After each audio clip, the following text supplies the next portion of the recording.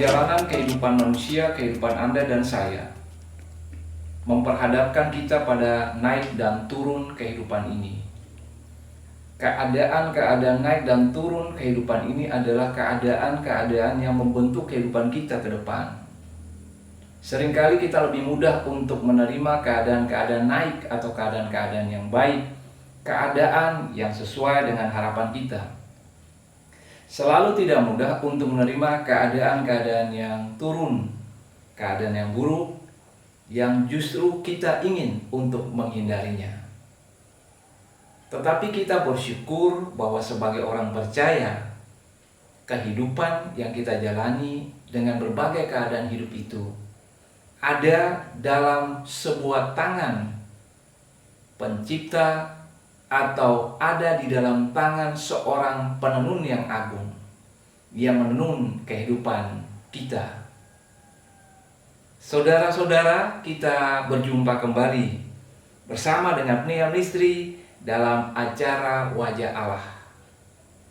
Kita akan membahas tema Dia yang menenun kehidupan kita. Mazmur 119 pada ayatnya yang ke-71 mengatakan begini, bahwa aku tertindas itu baik bagiku, supaya aku belajar ketetapan-ketetapanmu. Nah, berbicara tentang Allah merupakan penenun kehidupan ini, maka apa yang dikatakan oleh pemazmur merupakan satu hal dalam kehidupan kita, di mana kita melihat bahwa terkadang keadaan turun atau kita katakan cobaan, persoalan, permasalahan dalam hidup merupakan keadaan yang baik dalam sudut pandang bahwa Allah yang menenun kehidupan Anda dan saya. Saudara-saudara, dalam Mazmur 119 pada ayat 71 tadi dikatakan bahwa aku tertindas baik bagiku supaya aku belajar ketetapan-ketetapanmu. Seringkali dalam kehidupan kita, keadaan-keadaan sulit, keadaan turun terjadi bisa karena kelalaian kita. Tetapi seringkali juga bisa saja keadaan-keadaan turun dalam hidup kita adalah keadaan di mana Tuhan mengizinkan supaya di dalamnya kita bertumbuh. Kita bertumbuh. Seperti kata pemazmur gini, bahwa aku tertindas itu baik bagiku. Tertindas dalam sudut pandang pemazmur baik. Nah, bagaimana baik? Dia melihat bahwa tertindas, keadaan turun, keadaan sulit merupakan kesempatan bagi dia untuk belajar ketetapan Tuhan. Jadi di situ dia melihat bahwa dalam keadaan tertindas justru dia bisa bertumbuh dengan belajar apa yang Tuhan kehendaki dalam hidup ini.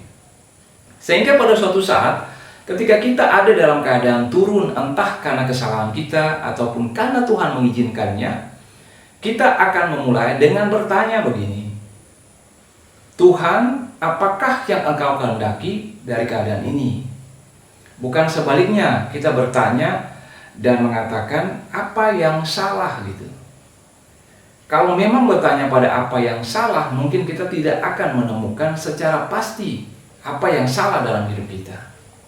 Dan pasti dalam kehidupan kita yang tidak sempurna, selalu ada kesalahan yang kita buat menjadi alasan untuk kita melihat bahwa keadaan yang sulit karena kesalahan-kesalahan itu. Memang bisa kesalahan itu. Tetapi lanjutan daripada Anda bertanya apa yang salah memperbaikinya, kita maju ke depan dan mengatakan, Tuhan, apa yang Engkau kehendaki? Sesudah aku melakukan kesalahan ini dan turun dalam hidupku, atau ketika aku ada dalam keadaan yang sulit, tidak tahu apa yang menjadi penyebabnya, apakah yang Tuhan kehendaki? Dengan bertanya apa yang Tuhan kehendaki, maka di dalam diri kita akan lahir keinginan untuk mencari apa yang menjadi kehendak Tuhan. Karena kita bertanya, Tuhan, apa yang Engkau kehendaki? Ketika kita bertanya, kita mencari apa yang menjadi kehendak Tuhan bagi saya. Ketika kita mencari apa yang menjadi kehendak Tuhan bagi kita, maka kita tengah belajar. Belajar untuk menyingkirkan sikap hidup kita, gaya hidup kita dengan cara Tuhan. Pemasmur mengatakan, adalah baik aku tertindas supaya aku belajar ketetapan-ketetapanmu. Jadi pemasmur mengakui bahwa gaya hidupnya bisa saja sebelum dia tertindas bertentangan dengan kehendak Tuhan. Tapi sesudah dia mengalami keadaan hidup yang turun, keadaan hidup yang buruk, dia mulai menyesuaikan kehidupannya dengan kehendak Tuhan.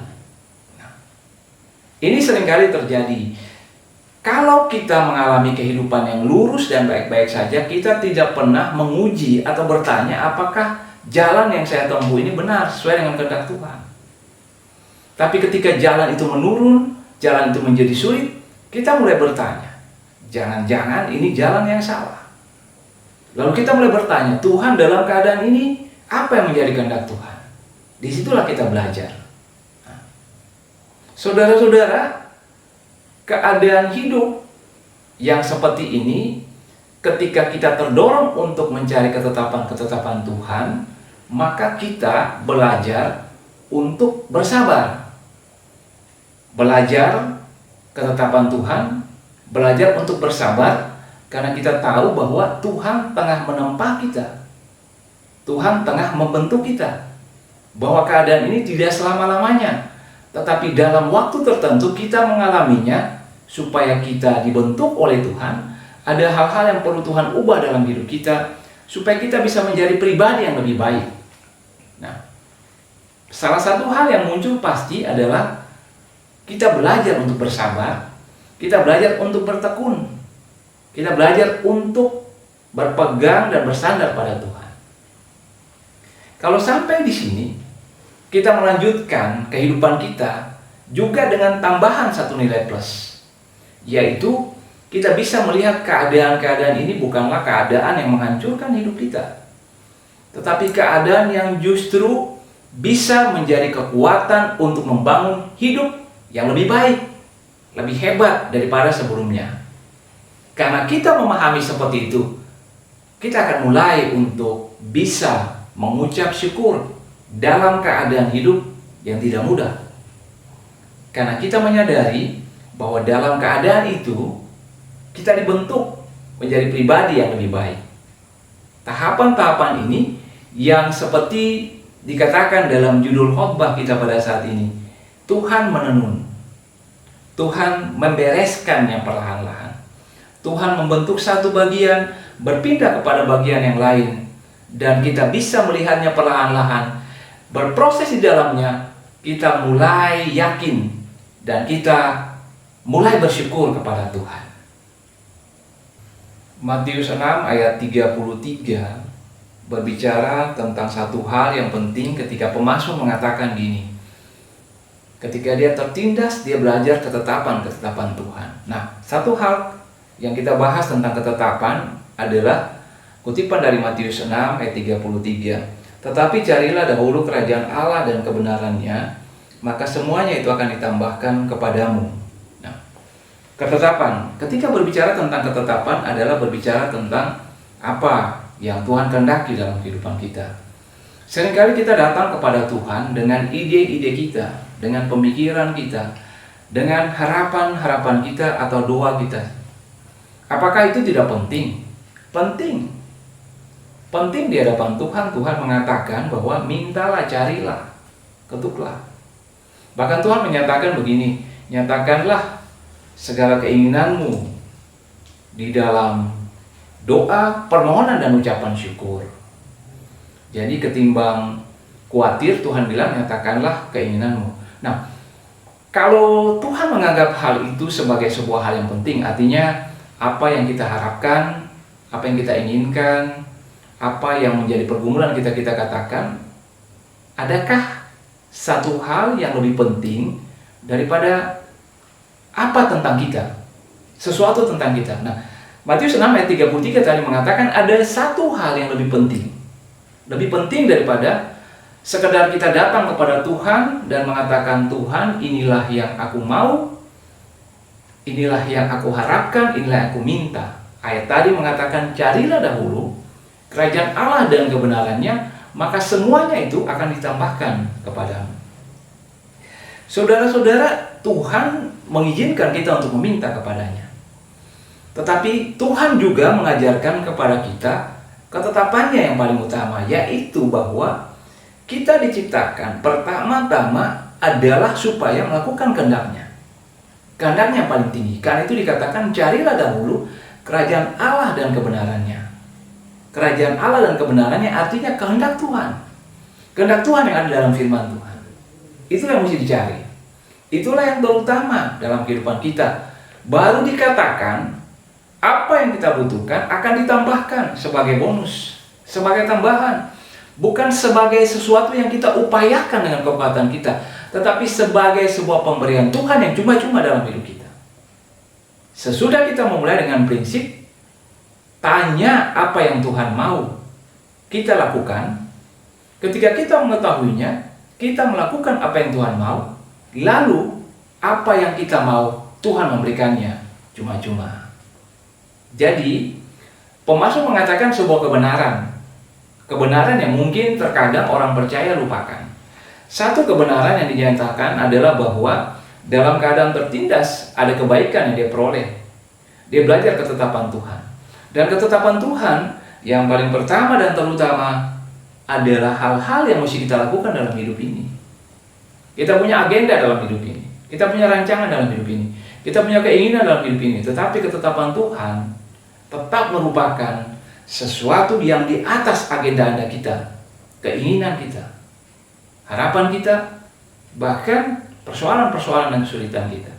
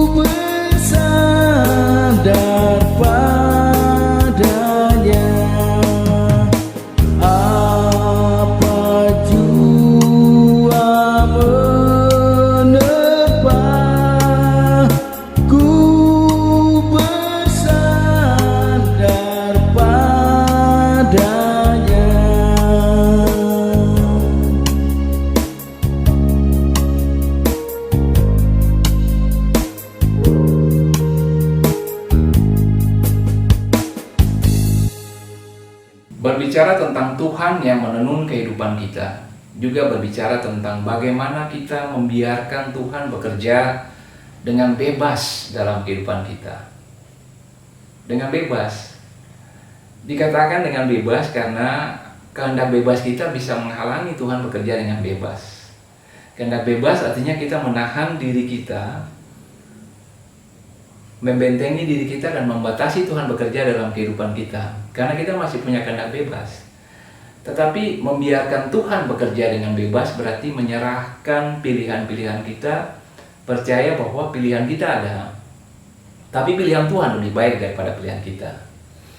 Kita punya pemikiran, rancangan, tetapi kita menyerahkannya dengan percaya bahwa Tuhan punya rancangan lebih baik daripada kita. Hal yang paling sulit dalam kehidupan manusia yang diberikan karunia kehendak bebas adalah membiarkan kekuatan di luar kita mengendalikan hidup kita. Keadaan itu tidak menyenangkan bagi siapapun, dan keadaan itu seringkali membuat kita merasa tidak aman.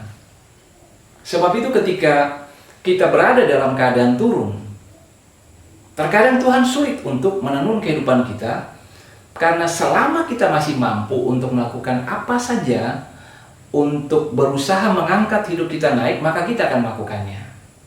Kita akan mencoba ini, mencoba itu. Kita mendengarkan nasihat dari sana, lakukan begini. Kita berusaha melakukannya. Kita berusaha untuk menemukan teori yang katakanlah pas untuk masalah kita. Tapi seringkali kita lupa bahwa pemilik hidup kita, yang merancangkan perjalanan hidup kita adalah Tuhan. Kadang ketika kita sangat terdesak baru kita kembali pada Tuhan. Orang bisa datang kepada hamba Tuhan dan mengatakan begini bahwa tolong doakan saya. Nah, mereka datang ketika sudah tidak ada pilihan lain. Dan terkadang mereka berdoa dengan berharap bahwa satu kali doa adalah doa yang mujarab dan menyelesaikan persoalan-persoalan kehidupan itu. Ini sama seperti seseorang datang kepada seorang hamba Tuhan dan mengatakan begini, tolonglah saya telah mencoba ini dan itu gagal untuk menghadapi persoalan saya. Lalu hamba Tuhan itu mengatakan, sudahkah Anda berdoa? Saya sudah berdoa. Berapa kali Anda berdoa? 1 kali, Pak. Saudara-saudara, tenunan ataupun ketika Tuhan membentuk kita adalah waktu-waktu yang bisa saja singkat tetapi bisa saja lama. Jadi yang dibutuhkan di sini bukanlah kita menghendaki persoalan hidup itu cepat selesai, cepat berlalu. Tetapi kita berusaha masuk menyelami apa yang menjadi kehendak Tuhan dalam hidup kita. Apa yang ingin Dia lakukan lewat peristiwa yang tidak mudah. Apakah ada sesuatu yang Tuhan ingin bentuk dalam kehidupan kita? Apakah Tuhan mau mengajarkan kepada Anda, hai anakku, belajarlah mempercayakan kehidupanmu kepada. Karena bukankah ketika kita kuat, kita kaya, kita memiliki jabatan yang tinggi, sulit untuk Tuhan masuk dalam kehidupan Anda. Mulut Anda bisa saja memuji Tuhan dan berdoa kepadanya. Tetapi seringkali Tuhan tidak memegang seluruh kehidupan Anda. Menyerahkan kehidupan Anda kepada Tuhan berarti meletakkan seluruh kehidupan Anda, percaya kepadanya. Percaya kepadanya. Percaya kepadanya seperti yang dikatakan dalam Yohanes 15. Tuhan Yesus mengatakan, akulah pokok anggur yang benar dan kamulah rantingnya. Tugas ranting menempel pada pokok anggur itu. Ya, bergantung penuh, berserah. Pokok anggur mau ngapain aja ranting itu tempel, tidak protes. Loh, kenapa kamu begini? Kenapa kamu begitu? Tidak. Dia hanya menempel pada pokok anggur itu. Menyerahkan seluruh kehidupannya. Ketika pokok anggur itu mendapatkan makanan, menyalurkannya kepada ranting. Ranting itu berbuah, menempel. Seorang teolog mengatakan bahwa kalau kita membawa apa yang dikatakan dalam perumpamaan pokok anggur ini dalam hidup kita, bagaimana kita menempel pada Tuhan adalah bagaimana kita dalam setiap segi kehidupan kita. 1, 2, 3, 4, 5, 6, dan seterusnya. Dalam semua itu, setiap kali kita melakukannya, kita selalu berdoa. Apabila ada hal-hal atau segi-segi dalam kehidupan kita di mana kita tidak berdoa, maka kita percaya bahwa hal-hal itu mampu kita lakukan sendiri tanpa Tuhan. Berarti apa? Berarti kita tidak menempel sepenuhnya pada Tuhan. Nah, ketika segala sesuatu dalam hidup ini kita lakukan dengan mendoakannya pada Tuhan, sebenarnya kita tengah menempel pada Tuhan. Kita tengah mengatakan, Tuhan, saya bisa melakukan hal ini, tetapi saya mau Tuhan mengambil bagian di dalamnya. Sebab dalam kemampuan saya, Tuhan menyempurnakannya. Seperti itu. Bahkan dalam keadaan yang tidak mudah, kita akan mengatakan, Tuhan, saya tahu hal ini sangat tidak mudah bagi saya. Saya mendoakannya, saya mau menempel padamu, karena Engkaulah yang akan menjadikan apa yang tidak mungkin bagi saya menjadi mungkin. Saya hanya menempel padamu, yang punya kekuatan, kuasa, dan kemampuan untuk memberikan hal-hal yang saya butuhkan, tetapi tidak mampu saya usahakan. Nah, serahkanlah pada Tuhan. Hal yang berikut ketika kita berbicara tentang Tuhan menenun kehidupan kita. Tuhan menenun kehidupan Anda ketika Anda menyerahkan hidup Anda pada Tuhan. Dia akan bertindak. Hal ini bisa diumpamakan seperti seseorang yang tenggelam dan tidak tahu berenang. Ketika orang tenggelam tidak tahu berenang, seringkali dia panik. Seseorang yang datang menolongnya bisa saja turut tenggelam karena orang itu panik dan bisa membawa orang yang menolongnya tenggelam. Seringkali teori untuk menolong orang yang tenggelam dan tidak tahu berenang adalah membuat orang itu pingsan supaya lebih gampang dia ditolong. Artinya ketika dia pingsan, dia tidak mengupayakan apapun untuk menolong dirinya dan orang yang menolongnya dengan bebas menolong dia. Saudara-saudara, Tuhan bertindak ketika kita mengizinkan Dia untuk masuk dalam hidup kita dan mengambil tindakan-tindakan yang selama ini kita lakukan.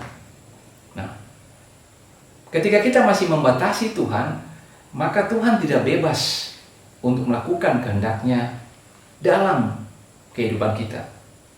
Selama Anda mengupayakan segala sesuatu tanpa mempercayai Dia, tanpa berserah kepada Dia, maka Anda tengah menghalangi Tuhan bertindak dalam kehidupan Anda. Anda hanya pada akhirnya menghalangi rencana Tuhan terjadi dalam kehidupan Anda. Terkadang Anda perlu berdiam diri. Anda perlu tenang. Anda bahkan perlu untuk tidak mengupayakan segala sesuatu terjadi atas masalah-masalah atau ketika keadaan hidup Anda turun. Lalu apa yang mesti dilakukan? Yang mesti tetap Anda lakukan adalah lakukan apa yang Tuhan kehendaki. Tadi dikatakan di awal, carilah dahulu kerajaan Allah dan kebenarannya. Itu yang mesti tetap dilakukan. Anda tidak perlu mengupayakan sesuatu terjadi atas masalah Anda, atas persoalan Anda ketika Anda turun. Karena Anda tengah belajar, diam, dan percaya kepada Tuhan supaya Tuhan bertindak. Tuhanlah yang akan mengupayakan segala sesuatu terjadi. Ini seperti Tuhan mengatakan kepada Yosafat, berdiri di sini dan lihatlah, aku yang akan berperang, kamu tidak akan berperang. Mempercayakan Tuhan bertindak. Berarti percaya bahwa ketika Tuhan bertindak dengan kasih kepada kita. Ketika Tuhan bertindak dengan kuasa. Sehingga apa yang tidak mampu kita lakukan, Tuhan mampu melakukannya. Tuhan bertindak dengan kasih berarti Tuhan memberikan yang terbaik. Lebih baik daripada pandangan kita yang terbatas. Percayalah, Dia akan bertindak. Saudara-saudara, tema kita yang mengatakan bahwa Dia menenun kehidupan Anda akan membawa kita pada pembahasan terakhir yang mengatakan begini, bahwa Tuhan akan menyelesaikannya bagi Anda. Filipi 1 ayat 6 mengatakan, akan hal ini aku yakin sepenuhnya, yaitu Ia yang memulai pekerjaan yang baik di antara kamu akan meneruskannya sampai pada akhirnya pada hari Kristus Yesus. Ada sebuah janji di sini. Janji yang memberikan kekuatan kepada kita. Karena terkadang kita merasa tidak mampu untuk meneruskan hal-hal yang baik yang ada dalam hidup kita. Yang kita tahu bahwa Tuhan sudah memulainya dalam kehidupan kita. Mungkin kita mau untuk meneruskannya tetapi terhalang oleh kesulitan. Terhalang oleh kelemahan-kelemahan kita. Kita mengatakan bahwa kelemahan kita membuat kita terjatuh dan kita tidak yakin lagi apakah hal-hal yang baik yang telah Tuhan mulai, entah itu keselamatan, entah itu rancangannya dalam hidup kita, apakah kita bisa mendapatkannya atau menyelesaikannya atau ada di sana. Tapi ayat ini menjanjikan suatu hal yang luar biasa dengan mengatakan bahwa Paulus sangat yakin bahwa Tuhan yang memulai pekerjaan yang baik di antara umat Tuhan, termasuk di dalam dirinya, akan menyelesaikannya. Berarti kita juga mesti meyakini bahwa kehidupan kita pada saat ini bukanlah sebuah jalan buntu, tetapi bisa saja persimpangan-persimpangan yang akan membawa kita pada hal-hal baik yang Tuhan siapkan. Persimpangan yang akan membuat kita naik. Persimpangan akan membawa kita menemukan kebaikan. Dan itulah yang menjadi sebuah perjalanan kehidupan daripada orang percaya. Turun terkadang, buruk tidak seperti yang diharapkan. Keadaan menjadi tidak baik. Tetapi mengimani bahwa Tuhan menenun hidup Anda, membawa kita pada sebuah pengharapan, bahkan ketika kita berhadapan dengan keadaan hidup yang tidak bisa kita pahami, tidak kita inginkan, dan kita tengah berjuang di dalamnya. Anda mungkin tengah mengalaminya. Ingatlah bahwa Tuhan masih berkarya dalam kehidupan Anda untuk menenun hidup Anda.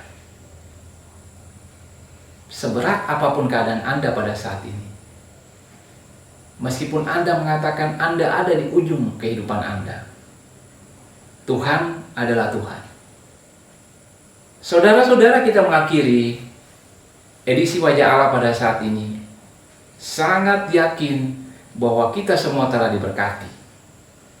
Kita berdoa supaya berkat Tuhan itu memimpin menuntun kita. Kita berjumpa kembali minggu depan, masih bersama dengan istri dalam acara Wajah Allah. Kamu dapat, kamu bisa, Tuhan memberkati. Shalom.